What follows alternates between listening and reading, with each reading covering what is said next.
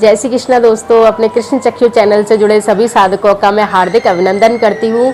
दोस्तों, आज का जो ये वीडियो मैं आपके लिए लेकर आई हूँ वो है वैशाख मास के संबंध में। वैशाख का महीना चल रहा है, बहुत महत्वपूर्ण ये महीना माना जाता है। बड़े महीनों में इसकी गिनती होती है। हमारे एक साल में जो 12 महीने होते हैं उसमें से 5 महीनों को बहुत बड़े महीनों की संज्ञा दी जाती है। वैशाख मास उन्हीं में से एक है। राधा माधव की पूजा इस महीने में होती है। अगर इस माह में आप स्नान करते हैं, ऐसा कहते हैं कि ठाकुर जी की जो भी गोपियां बनी थी, ठाकुर जी का जो भी परिकर मथुरा में, वृंदावन में, ब्रज में आया था, उन सबके साथ ये था कि उन्होंने कार्तिक स्नान अवश्य किए थे अपने किसी ना किसी जन्म में, अपना वैशाख स्नान जरूर किए थे, माघ के स्नान अवश्य किए थे। ये सारे स्नान उन्होंने विधिवत तरीके से किए थे। कलयुग में जन्म लेने का हमें ये फायदा मिला है कि विधिवत हम न भी कर पाए तो हमें पाप बिल्कुल नहीं लगता है। कलयुग की ये सबसे बड़ी विशेषता है कि तुलसी अपने राम को रीझ भजो या खींच, फेंकत ही उग आएंगे उल्टे सीधे बीज। तो इसमें हम कैसे भी बीज फेंकें, हमें उसका फायदा अच्छा ही मिलने वाला है। वैशाख मास की शुरुआत चैत्र शुक्ल पूर्णिमा के दिन से हो जाती है। हमारा प्रथम स्नान चैत्र शुक्ल पूर्णिमा को हो जाना चाहिए, लेकिन कई लोग पूरे महीने स्नान नहीं कर सकते। कुछ पारिवारिक स्थितियां इस तरह की होती हैं, शारीरिक स्थितियां कुछ इस तरह की बन जाती हैं, तो व्यक्ति पूरे महीने स्नान नहीं कर सकता। तो 3 दिन, अंतिम 3 दिन जो हैं वैशाख महीने के जो समाप्ति के अंतिम 3 दिन जो होते हैं, त्रयोदशी, चतुर्दशी और पूर्णिमा का दिन जो होता है, बुद्ध पूर्णिमा, वैशाखी पूर्णिमा का जो होता है, वो बहुत अधिक महत्वपूर्ण होते हैं ये 3 दिन। हम इन 3 दिन ही केवल स्नान करके संपूर्ण वैशाख स्नान के नहाने का जो फल है, जो शुभ फल है, उसको हम ले सकते हैं। तो मैं आज उन 3 दिनों का स्नान का तरीका आपको बताने के लिए, उन दिनों में आप क्या क्या जप करें, क्या दान करें, किस तरह आपको स्नान करना चाहिए, किस तरह आपको रहना चाहिए, उन 3 दिनों के लिए मैं आपको बताने के लिए आई हूँ। सबसे पहले तो मैं आपसे अनुरोध करती हूँ कि अगर आप ये वीडियो सुन रहे हैं, अगर ध्यान दे रहे हैं, थोड़ी भी भारतीय संस्कृति और ईश्वर में आपकी आस्था है और आप एक अच्छा जीवन अगर चाहते हैं, तो कृपा करके ईश्वर से जुड़िए। और जो शास्त्रीय रीति नीति हमारी चली आ रही है, पुराने समय में जो महिलाएं करती थी, उन कामों को आप जरूर कीजिए। पहले महिलाएं जप, दान, यज्ञ ये कार्य नहीं करती थी, लेकिन स्नान बहुत, इसीलिए गोपियों को इतना सानिध्य ठाकुर जी का मिला। गोपियों का इतना सानिध्य ठाकुर जी को जो मिला, उसके पीछे यही कारण था। ये सभी कहीं ना कहीं किसी ना किसी देवी की आराधनाएं होती हैं, ईश्वर की आराधना होती हैं। और इन दिनों जो वैशाख के ये महीने होते हैं, जो बड़े बड़े जो महीने हैं, वैशाख है, माघ है, कार्तिक है, इनमें खगोलीय स्थितियां इतनी अच्छी होती हैं कि जल से संपर्क में वरुण देवता उस समय परम शक्तिशाली अवस्था में होते हैं। जल पर मैंने पहले अपना वीडियो बनाया था कि 75% से अधिक जल हमारे भीतर है।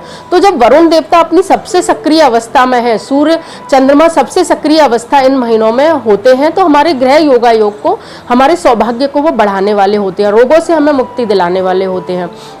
इन्हीं कारणों से विशेषकर महिलाएं शारीरिक रूप से बहुत अधिक कमजोर हो जाती हैं, क्योंकि उन्हें विवाह से पहले भी और विवाह के पश्चात भी अनेक ऐसी स्थितियों का सामना करना पड़ता है, शारीरिक गतिविधियों से उन्हें गुजरना पड़ता है कि वो कहीं ना कहीं क्षीणता उनके अंदर आती चली जाती है। तो महिलाओं को विशेषकर स्नान के लिए इसीलिए प्रेरित किया जाता है। वैसे स्नान पुरुष और महिला दोनों को ही करना चाहिए।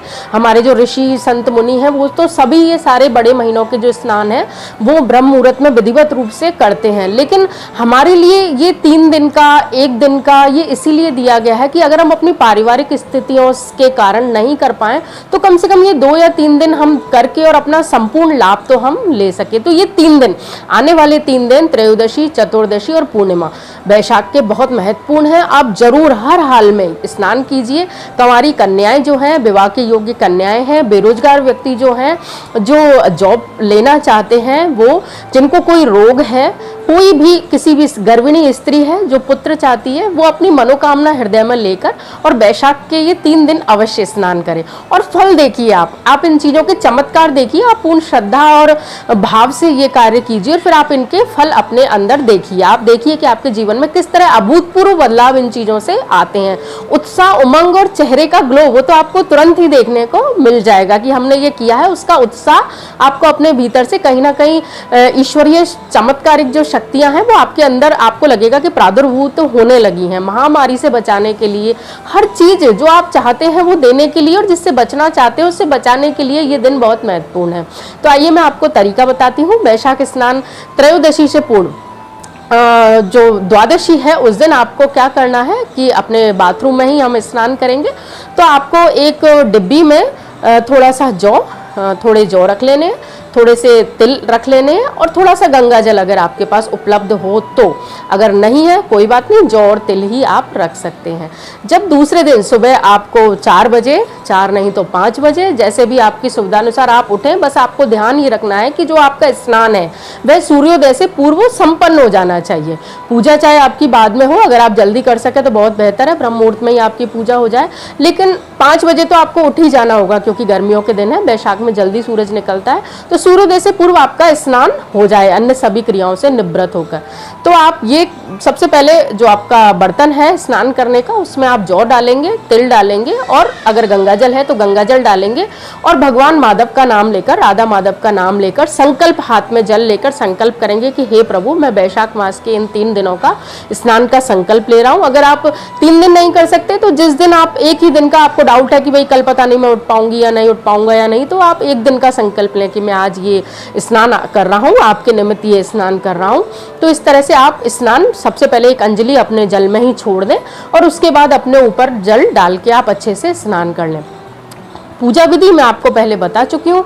आप चाहे विष्णु सहस्त्रनाम का पाठ करें, आप गोपाल सहस्त्रनाम का पाठ करें, आप राम रक्षा स्तोत्र का पाठ करें, आप अन्य कोई भी पाठ करें। सूरज की पहली किरण के साथ ही आप सूरज भगवान पर कुमकुम डालकर जल अवश्य चढ़ाएं, उससे सूर्य देवता आप पर प्रसन्न होंगे।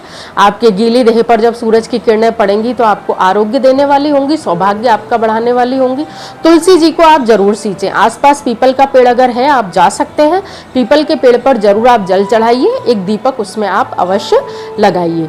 अगर 3 दिन आप व्रत कर सकते हैं बहुत बेहतर है। तिलक आपको संपूर्ण दिवस धारण करना है, प्रयास करना है कि आप कुमकुम का, केसर का या जो भी लगाएं, पूजा करते समय तिलक को आप जरूर लगाएं। 3 दिन तो कम से कम आपको ये करना ही है। व्रत अगर आप कर रहे हैं तो अगर आप व्रत में किसी चीज़ का त्याग करना चाहें, 3 दिन अगर आप केवल शाकाहार पर रहना चाहें, फलों पर ही रहना चाहें तो वो आप कर सकते हैं, नहीं तो एक समय भोजन भी आप कर सकते हैं। भोजन में भी ठाकुर जी को चढ़ने वाली जो चीज़ें हैं जैसे ककड़ी है, आपका तरबूज है, खरबूजा है और आंवला है, इन चीज़ों का आप चाहें तो त्याग ले सकते हैं कि 3 दिन में अपने प्रभु के निमित्त इन चीज़ों को मैं छोड़ूंगा या छोड़ूंगी। तो 3 दिन आपको इस तरह से स्नान करना है। इन 3 दिनों में आप चाहें गोपाल सहस्त्रनाम का, विष्णु सहस्त्रनाम का, राम रक्षा स्तोत्र का, श्री सूक्त का या अपने गुरु मंत्र का अधिक से अधिक जप करने का या पाठ करने का संकल्प ले सकते हैं। संकल्प की विधि मैं पहले की वीडियो में बता चुकी हूँ। हाथ में जल लेकर आपको संकल्प करना है कि मुझे इतने ये पाठ मैं करूँगा या करूँगी। तो इस तरह से आपको ये 3 दिन स्नान करने हैं। जब पूर्णिमा के दिन अगर आप इच्छुक हैं कि भाई मैंने लगभग पूरे महीने का जो फ़ायदा है वो 3 दिन में उठा लिया है, तो मैं अच्छे से कुछ दान करना चाहता हूँ, तो आपको करना क्या है कि राधा जी के निमित्त और माधव के निमित्त आप जो भी, आप खुद सब समझदार हैं, आपको पता है कि माधव क्या पहनते हैं, राधा जी क्या पहनती है। एक पुरुष और स्त्री के रूप में आप जिस किसी को भी जो भी भेंट देना चाहें, वेदपाठी, दीक्षित, पंडित अथवा मंदिर, क्योंकि हमें राधा माधव के स्वरूप में ये दान करना है, तो आप उस दिन ये दान करें। जल से भरा हुआ मटका, और ये मैं पहले के वीडियो में आपको बता चुकी हूँ, अक्षय तृतीया का मेरा वीडियो आप देख सकते हैं। तो इस तरह से आप 3 दिन केवल स्नान करके, पुरुष, स्त्री, बच्चे, वृद्ध, जो भी गर्भवती स्त्री, कोई भी जो इसको करेंगी, वैशाख स्नान अगर आप करते हैं, इन 3 दिनों में फ़ायदा लेना चाहते हैं, जरूर आपकी मनोकामना राधा माधव भगवान पूरी करेंगे। तो मैं आपसे अनुरोध करती हूँ कि हमारी शास्त्रीय विधियों को अपनाएं, हमारे आध्यात्मिक रास्तों की ओर चलें, ताकि हमें, हमारे भारत को, संपूर्ण भारत को उसका फायदा मिल सके। जय श्री कृष्ण, धन्यवाद।